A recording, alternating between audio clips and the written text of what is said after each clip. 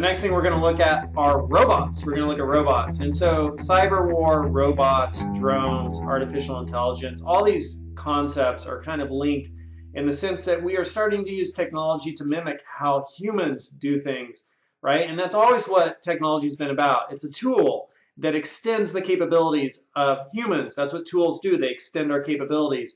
So at the most basic level, a tool would be like a club, right, which extends the capabilities of my fist. So I could club prey or enemies, and that is extending my capabilities, right? The tool allows me to do this thing instead of a fist. It allows me to do it with more impact. And so technology is a tool which extends our capabilities. But really, with this category this week, what we're looking at with cyber war, robots, drones, artificial intelligence, they are extending our capabilities. And so we're having robots and drones go into war, and we're instead of attacking our enemies, person to person with just our fists, if we didn't have any tools, then we are attacking their computers and their systems using cyber war. And artificial intelligence is creating computers to think like us, right? So how can we get computers to be more intelligent and to make decisions and to be autonomous and to decide, oh, that's a grandma, those are kids, there's an enemy, I will kill that person, or whatever the application might be. Often, unfortunately, that's what a lot of technology is being built towards and for, is defense and offense also. So now we're going to look at robots. And to look at robots, we got a bunch of resources again, which you should really just go check out, because the best way to see a robot and learn about a robot is just to see it in action. And so one of the resources, or one of the things to know about, of course, is DARPA. And DARPA is the Defense Advanced Research Project Agency. So here's the Defense Advanced Research Project Agency. And one of their mandates, it shall be the goal of the armed forces to achieve the fielding of unmanned, remotely controlled technology such that by 2015, 1/3 of the operational ground combat vehicles are unmanned. Right? So by 2015, their goal is to have 1/3 of operational ground combat vehicles unmanned. So already we see with the Predator UAV, right? Already we see with this drone, this is an unmanned aerial vehicle for combat, right? And it flies out and it blows things up and it kills people. And the operators control it from something like this, a remote location where they're watching what's going on. And again, it raises that question of what does it mean to have war where we're just killing our enemies like pixels on a screen as if we're playing a video game. So you could go to YouTube and you could search for Predator Strike, and you could find footage from predators that was recorded of people getting killed, blown up, right? Predator drone attacking insurgents. And it's actually pretty interesting to watch it, because you're watching live people be machine gunned down and blown up, and it's kind of like, it's black and white, the resolution's not so good, it looks kind of like a video game, looks kind of like a movie. Okay, right? Like that's no big deal. That's no big deal. We're a little desensitized to watching people get killed on TV screens, because most of the time it's just Hollywood and entertainment. Yet this is real life, real life. These are real people. And Thich Nhat Hanh has this saying. He was talking to a guy who dropped a lot of bombs over Vietnam, and the guy who dropped the bombs felt horrible for dropping those bombs. And Thich Nhat Hanh, who's a monk from Vietnam, said it was not only you who dropped the bombs. You might have pulled the trigger, but it's everybody in your country who is dropping those bombs. The people who didn't stand up and speak, they were the ones who were also just as guilty as you for pulling the handle.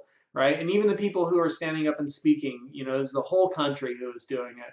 And so, it's kind of like that Martin Luther King thing that, standing by silently and not doing anything is in fact actually one of the greatest actions in the negative sense of the word any of us could take. It's greatest inaction. Being inactive is a choice in and of itself. And really, to stop something, you have to be active. You have to stand up and say something. And if you don't stand up and say something, and it goes on, then you are just as guilty and culpable as the people who are doing it if you allowed it to happen. So I believe in that philosophy. And it's kind of interesting that, it's just kind of like a movie. It's like a video game. Just let those people die. Yet if you were to see this image of Vietnam execution street, right here, you could go watch this video, right? I'm not sure if this shows it all. Okay, there we go. Turn the sound off here for a second. Okay, so maybe it's just people talking about it, but check that image out, right? Just look at that image. All right, you ready? You ready? You ready to watch this guy get his brains blown out? Real life, this guy is going to shoot this guy in the head, the bullet's going to go in his head, and the blood's going to come out. You ready to watch it? And that's a little bit more like, whoa, I don't know if I want to see that. And then imagine if this was a woman, or imagine if this was a kid, right? Here's a guy about to lose his life, or a kid about to lose his life. And so it's a different thing when we actually, witness something up close and personal, as opposed to when we're distant and removed from it and it's dehumanized. When we humanize things, it's much more difficult for us to synthesize and process and allow it. So these remote vehicles in combat, whether they're in the air, and we have them for the sea, sea unmanned vehicle war, right? We have them for the sea, we've got them for the air, we're getting them for the land, right? So the robots, if you search for the news, DARPA robots, here's they have this new four-legged robot which runs at you like a cheetah. It's called the cheetah. It'll run at you and knock you down, chew you up maybe when they get done building it, right? When we have these robots fighting our wars, are we really thinking about what we're doing to the people? And we've separated and removed ourselves and dehumanized the enemy even further. That's actually one of the goals when you go into the military service. One of their goals in training you is to dehumanize the enemy.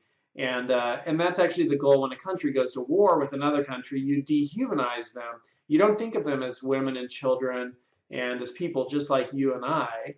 You think of them as, the Nazis or whatever, or the Russians or the Taliban, or the Muslims, right? We categorize and dehumanize. We don't think that here's somebody who is struggling and trying to figure out life and suffering, and they don't want to suffer. They want happiness. We're all the same, man. We are all the same. None of us want suffering, and all of us want happiness, and we want to be safe and secure, and to not have our loved ones threatened, and to be able to believe what we believe, and to not be persecuted. But for whatever reason, humans are vastly intelligent, but they're not very wise, right? Because we have great intelligence, we're able to create these magnificent, amazing machines, and yet we do it in the service of destruction, hatred, killing, and war. Humans have spent more money on killing than, I don't know, what do you compare that to, than should have been allocated towards that. Let's just say that. And America is the greatest spender. America spends more on the military than the next 10 largest countries combined, right? So the next 10 largest spenders in military in the world, combine all of them, and they don't spend as much as America spends on it. So it's kind of crazy. So if you go and you look for DARPA robots, they recently had a robotic challenge, or they just recently released in the news,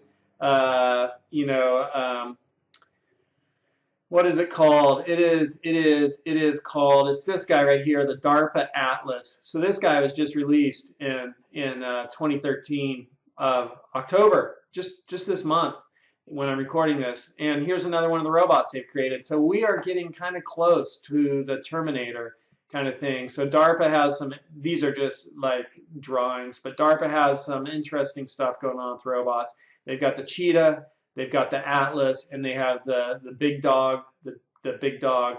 So you could just go to Google and search for DARPA cheetah, DARPA weapons, DARPA big dog, DARPA Atlas, or DARPA soldier, or DARPA military robots, and you start to get some pretty wild looking military robots that are functional today, and this stuff's already being deployed, like the Predator's already been deployed, the unmanned aerial vehicle, right? This guy's already been deployed. So it's it's an interesting world that we're moving into, and that's robots.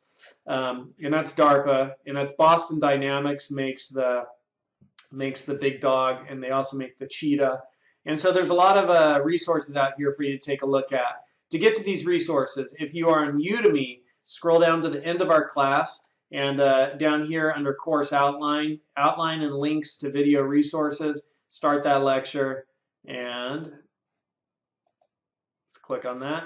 And then you just click this link right here, and it'll take you to, out of the class, unfortunately, it'll take you to all of the course outline. You can just scroll down. Right now we are in week 11.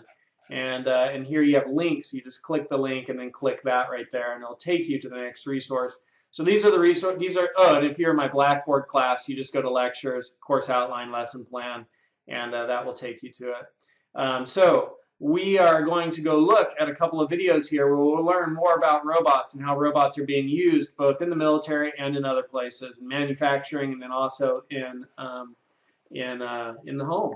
And so here we have robots that fly and cooperate. So make sure you check out that TED Talk. And then we have quadrocopter pole acrobatics. So make sure you check out that TED Talk or that video. And then we have how the Tesla Model S is made, which is robots in manufacturing. So check out that video. And then we have Kiva's Mick Mounts, how robots think. So make sure you check out that video, which is awesome. That's like in Amazon and warehouses. And then we have Google driverless car, right, which is already on the road, cars that drive themselves. So bye-bye truckers and bye-bye bus drivers, and pretty soon bye-bye drunk driving. And bye-bye driving, we can watch movies when we drive in less than 10 years probably. So Google driverless car, check out that. And then finally we have the Roomba, which is a robot you can buy for your house, which will vacuum your floors. So check out that video. So come in here and click the links to these videos and watch those videos. There's a lot of cool stuff to learn about robots, and it truly is a brave new world. Kind of exciting and a little bit scary also with all these drones and robots and the way things are moving. Who knows what the future is going to look like, but it will be an interesting one.